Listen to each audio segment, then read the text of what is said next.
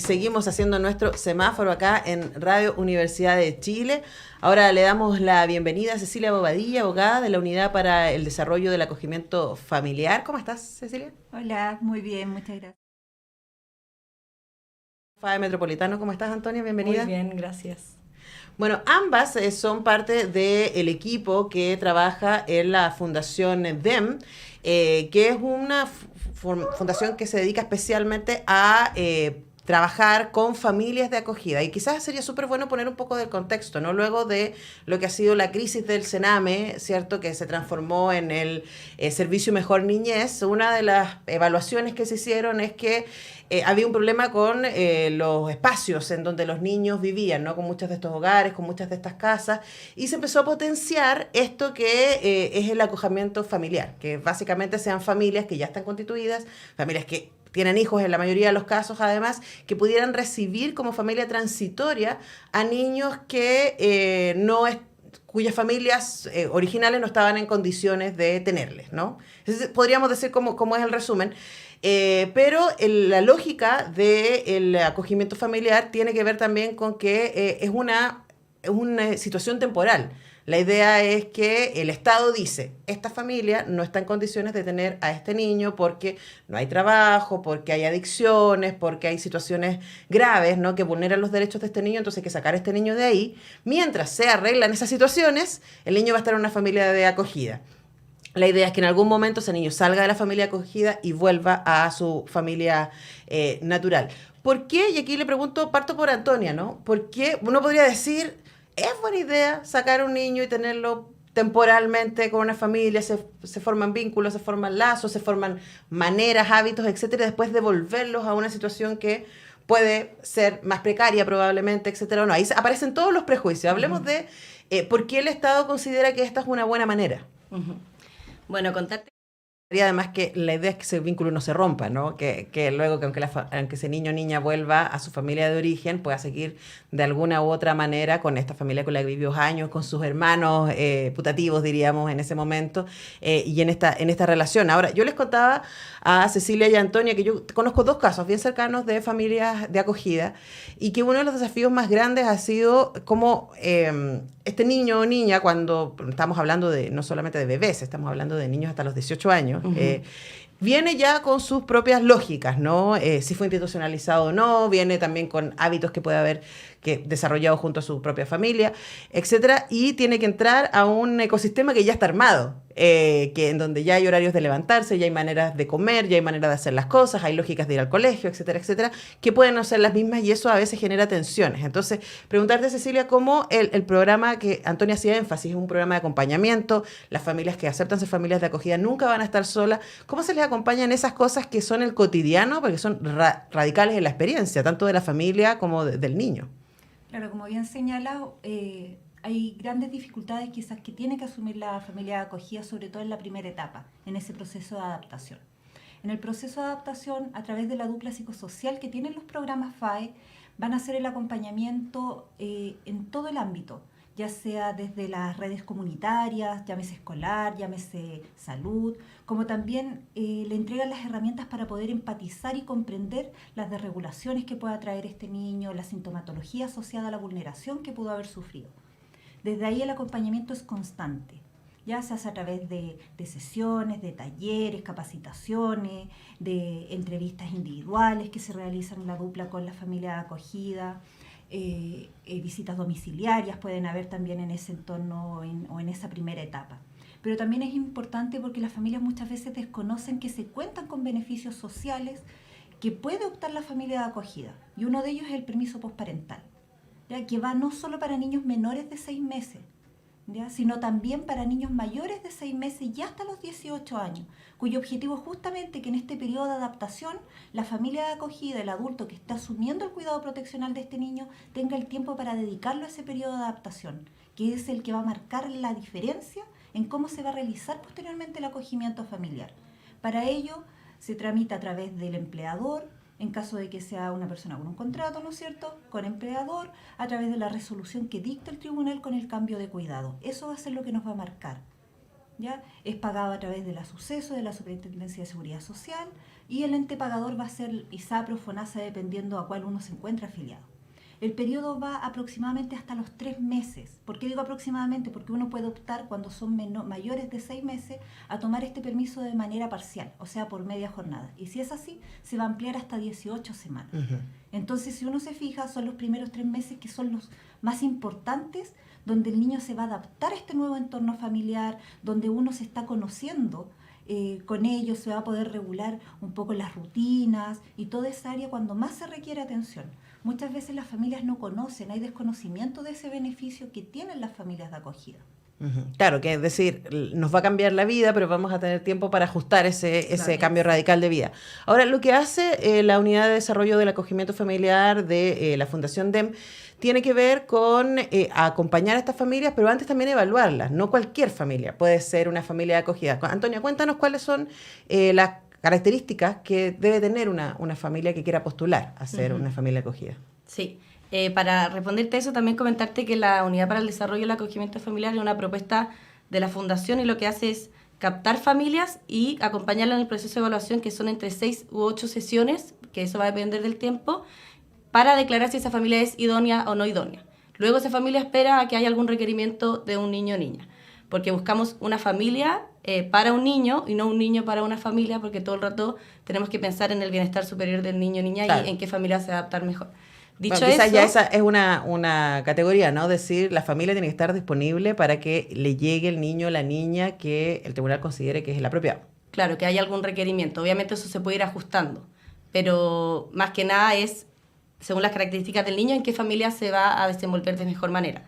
Dicho eso, con respecto a los requisitos, no hay requisitos específicos como en torno de edad, de, no sé, de sueldo, por ejemplo, conformación familiar. ¿Es menos exigente que para una adopción? Sí. ¿Por qué? Porque el acogimiento familiar lo que más busca es que sean unas personas comprometidas en acompañar a este niño o niña en todo este proceso de adaptación. Entonces, sí o sí son personas mayores de 18, pueden ser personas, pueden ser familias, pueden ser parejas homoparentales, parejas heterosexuales. No hay ninguna configuración familiar en específica que pueda ser o no ser. Y al final lo más importante es que pueda pasar ese proceso de evaluación. Entonces lo que se busca es personas comprometidas, se va a evaluar, eso sí, a todas las personas que vivan en el hogar, no solo a quienes tengan el cuidado temporal, y personas mayores de 18 años que presenten estas características. Bueno, eso, ahí me detengo en algo que dijiste, ¿no? Que es importante que, claro, a lo mejor, no sé, viven en un grupo de amigos y uno de ellos le dice al otro, oye, quiero adoptar o ser familia de acogida. Hacemos la diferencia. Quiero ser familia de acogida temporalmente, etcétera. Va a llegar un niño o una niña, nos va a cambiar la vida a todos, ¿no? Aunque yo sea el tutor, aunque yo sea la persona responsable. Entonces, todas las personas que habitan en esa casa, sean amigos, sean abuelitas, sean familiar, etcétera, van a ser parte de esa evaluación porque es el entorno en general. ¿Cuál ha sido, Cecilia, hasta ahora, cómo evalúan ustedes lo que ha sido la experiencia de enfatizar la lógica de familias de acogida más que institucionalizar a los niños? Bueno, como bien decía Antonia anteriormente, ya está comprobado que la institucionalización temprana en niños, niñas y adolescentes hace daños que muchas veces son irreparables. Y la apuesta hoy día es hacia las familias de acogida, cumpliendo con el mandato tanto de la Convención Internacional de los Derechos del Niño, como también hoy día con la Ley de Garantías que cuenta en nuestro país, es que todo niño tiene derecho a vivir en un entorno familiar. Y eso lo da justamente hoy día la alternativa proteccional que tenemos de las familias de acogida. Por eso es que el llamado es a conseguir o a buscar o difundir mucho lo que es la cultura del acogimiento familiar, cosa que más personas se dan cuenta que pueden ayudar a un niño que está sufriendo en un momento de vulneración y que requiere del apoyo. Eso es el foco que tenemos nosotros hoy. Si nos vamos a la estadística del último tiempo, se ha ido una disminución constante en niños en residencia versus lo que es el acogimiento familiar. Pero todavía tenemos más de 4.000 niños, niñas y adolescentes que se encuentran en residencia. Entonces aún nos faltan más personas que quieran ser familia de acogida. Como bien decía Antonia, los requisitos son mínimos. La evaluación es una evaluación psicosocial que consta entre 6 a 8 sesiones, en las cuales lo que se busca es, nosotros llamamos como perfilar a la familia, cuáles son las características y las capacidades de la familia para cubrir las necesidades de un requerimiento de algún niño. Y ahí se hace el cruce de ¿cómo se llama esto? De las capacidades versus los requerimientos o las necesidades que tengan los niños y buscar cuál es la familia más idónea para el caso en particular. Conversamos con Cecilia Bobadilla, abogada de la Unidad de Desarrollo del Acogimiento Familiar de la Fundación DEM, y la psicóloga Antonia Larroulet, que también es parte de esta organización. Uno podría pensar, Antonia, que, claro, en esta lógica es muy bueno para los niños estar en un entorno familiar, ¿no? Por todas las razones que dijimos antes. Para una familia, uno podría decir, bueno, es una decisión súper radical, súper generosa, y desde ahí uno inmediatamente puede decir, bueno, eso ya tiene un valor, ¿no? El valor de la generosidad. Pero en tu experiencia como psicóloga acompañando a las familias, ¿qué les pasa a las familias también cuando puedan vivir esa experiencia? ¿Qué le pasa a estos niños que son parte de la familia, que llega un niño o una niña de afuera y va a ser parte de sus vidas también? ¿Qué tipo de habilidades, qué tipo de capacidades empiezan a desarrollar? Uh-huh. Al final, obviamente, como tú dices, va a ser algo súper novedoso en el sentido de que un niño que viene con una experiencia propia, con una experiencia de vulneración, que por eso ha debido ser separado de su medio familiar de origen, pero como tú también dices, genera un compromiso y una generosidad por parte de las familias que es súper importante, y al final es súper lindo porque estás acogiendo a un niño o niña con sus propias cargas, con su propia mochila en tu espacio familiar, y eso también genera una acomodación a nivel familiar, como obviamente toda la dinámica familiar se va a tener que moldear y modificar para acoger a un niño que al final se le están poniendo todos los esfuerzos también para poder acompañarlo, porque claramente no es un proceso fácil. No es como que el niño llega a la casa y todo va a estar en orden como antes, sino que hay un niño que hay que acompañar, un niño que va a estar en un proceso de reparación, que va a ir al programa, todo eso. Entonces, al final, más que nada, yo creo que es ese proceso de acomodación, de abrirse como familia también, o como pareja, o como persona, a la experiencia de un otro o una otra que trae como su propia experiencia, sus propias cargas, y poder aportar en eso y trabajar en conjunto para eso.